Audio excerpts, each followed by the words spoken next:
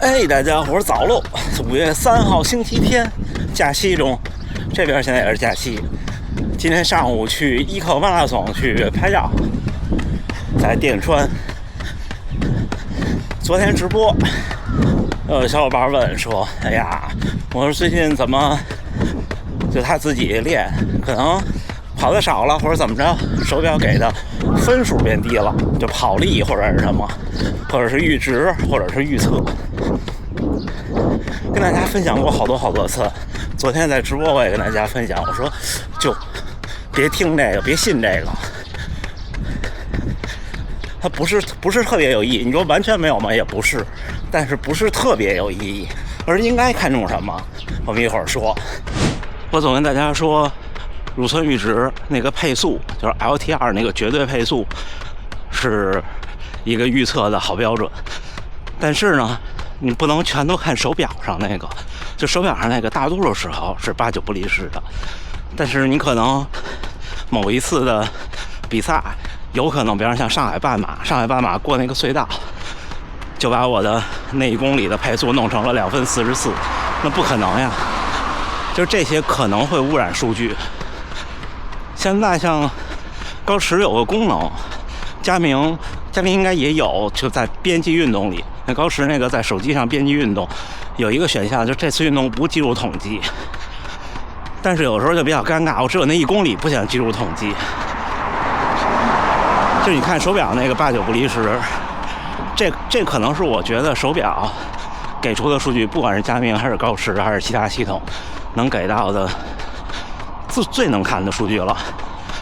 其他的像分数最大摄氧量这些我觉得它都不是预测，它是猜测。为什么呢？因为只要你的情况偏离了太多，就是跟正态分布的那个最多人数上偏离的越多，它越不准。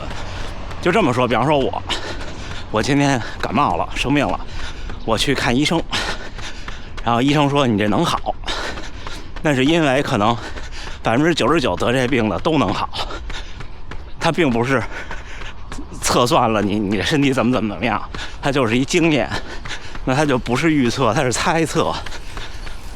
就像说你刚跑步2年，男性20多岁，然后全马，比方你能跑3个小时45分，那手表告诉你你的最大摄氧量是57，其实你去实验室测可能也差不多。就我现在也能告诉你是57，大多数都这样。但是你看我40岁，马上41岁，我跑了12年，然后我的全马跟半马之间的差异可能稍微有点大。我去测最大摄氧量和手表告诉我的就差多了，手表觉得我不行，但是实际上行。然后你是刚开始跑步，可能你去实验室测，你最多测出30多。为什么你最多测出30多呢？或者说实际上是30多呢？可能是因为你太胖了，你还跑不动，就所有的测试手段对你都没用。就好像大家看那种就是要动手术减肥的人，那可能一开始称对他都没用，因为称不了500斤以上，有道理吧？所以它就没意义。那手表给你那个数也就没意义。就是你现在把萨维的心肺系统放在一个大胖子身上，他也跑不了马拉松，别说破2了。但是最大摄氧量是什么呢？其实就是心肺系统能力的表现，当然不全是啊，还有那个血液输送和吸收的能力。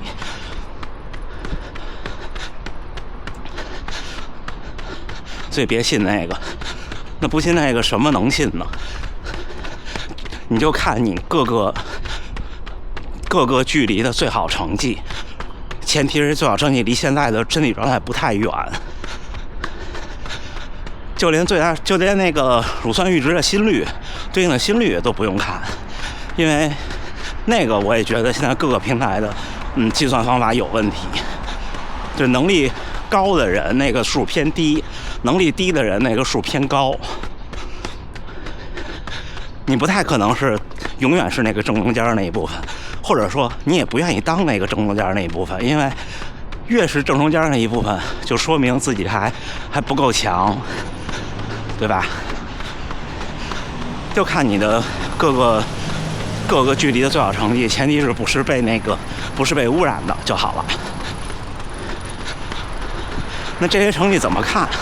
其实有好多前人总结的对标的经验，当然这经验也是基于正态分布的，但是我觉得可能准得多。就比方说，你差不多1公里你要是能跑进3分半，3分20，你大概率5公里可以跑进20。5公里你要能跑到差不多18分半到19分，那大概率你有马拉松破3的水平，或者你拿10公里再验证一下。一般5公里19分以内，就将近19分吧，19分07也可以。然后10公里差不多39分以内，38分或者38分半左右。你看这两个其实差的不多，就是说明你5到10这5公里你不能掉速。5公里你可以没那么快，就是你冲刺能力可能没那么好，或者速度能力没那么好，但是你5到10能保持一个稳定，那大概率你如果10公里能跑进38分半左右吧，就差不多。马拉松具备一个冲击3小时的能力，那半马差不多，我的经验要激进一点，可能你得跑到1小时25开头至少。那有人说，那我身边好多不这样的，确实是，它也不符合正态分布。就是如果你年龄已经大了，比方说50多岁甚至60多岁的跑者，可能半马1小时28，全马2小时59，不是因为他全马快了，是因为半马慢了。就像刚才我举例的那个5公里和10公里的比较，大多数人10公里能跑到38开头的话，5公里是可以跑到18分半的。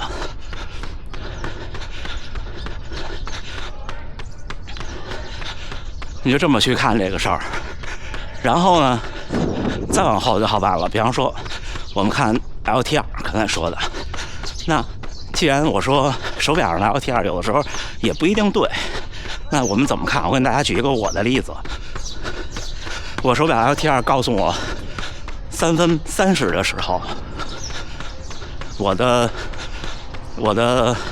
半马平均配速跑到了3分30秒，可能点几，就手表显示的大的数是330。那显然这个3分30 LTR 是不对的。当然那次跑完手表就更新了，但是它更新之前你要怎么去确信自己呢？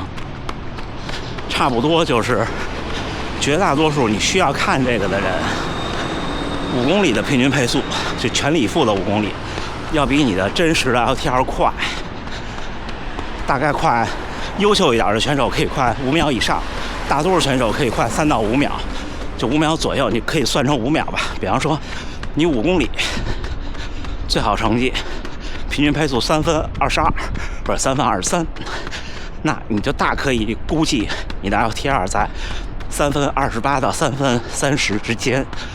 那 LTR 估计到这儿有什么意义？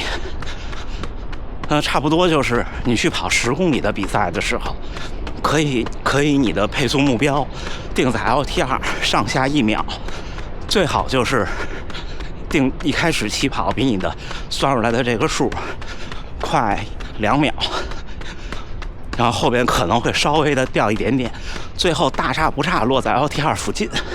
很有可能是，比方说你的 LTR 是3分28，你的10公里跑了3分29，平均配速大概率就很棒了。也就是说，你如果真的能到3分28的 LTR， 你的10公里应该是可以跑进35分的。如果真的是这样，那这个当前的阈值配速就固定了，就是这么大。比方说3分28，就我那时候就是这样固定我自己的。就是那次我跑了330的半马之后，跑了34分40多的10公里，5公里我就不测了，因为对我来说意义不大。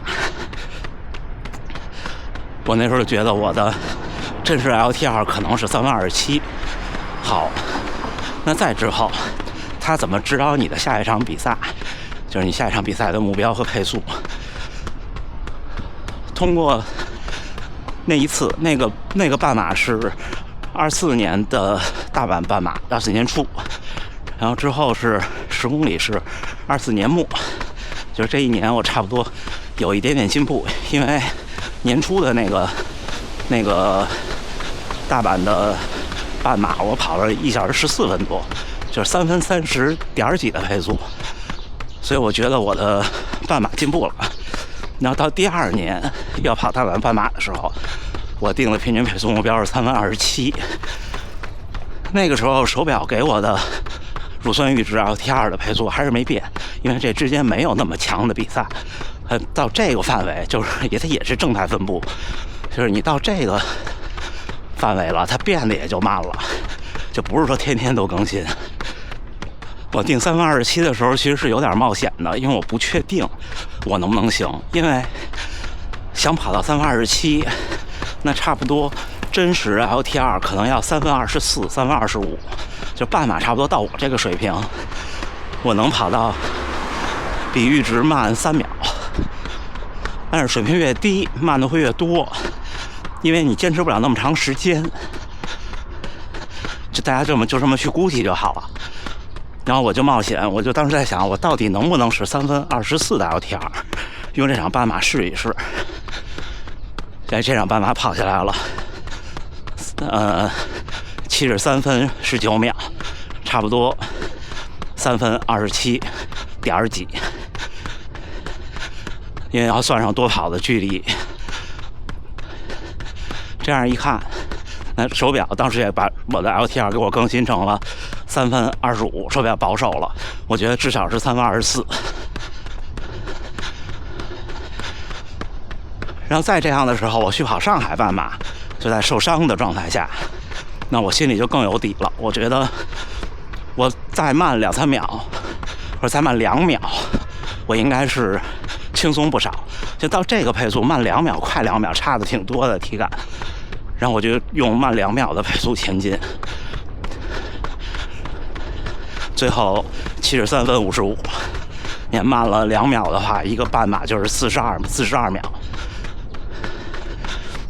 慢了差不多一点多秒，最后这些就要比那些评分什么最大摄氧量预测要有意义的多。你就用你的这些成绩去卡一个乳酸阈值的配速就好了。像现在5公里、10公里的比赛比较少，那怎么办？